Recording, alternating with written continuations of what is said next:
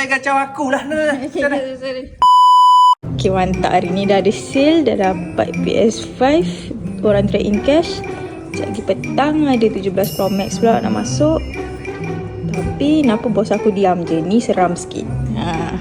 Bos, diam je bos hari ni. Busy ke bos? Tak busy lah ni. Tengah bersantai. Bersantai. Tak nampak ni santai ni. Tengah buat apa bos? Tengah buat apa? Ni. Buka. Phone customer masuk air. Ingat tahu tak? Hari ni ramai customer. Tahu kenapa ramai? Tahu tak kenapa ramai? Kan kita tengah buat promo Merdeka ni. Promo Merdeka. Okay, sekarang kau promote. Macam biasa promote je. Aku tahu ada customer, aku buat kerja. Okay bos, tukar bateri berapa bos?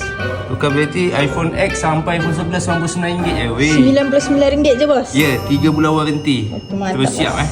Kalau water damage macam ni tak boleh dah, nak tu siap. Kalau saya datang hujung bulan 9 pula boleh? Hujung bulan 9 boleh. Boleh je. Tapi harga lain lah.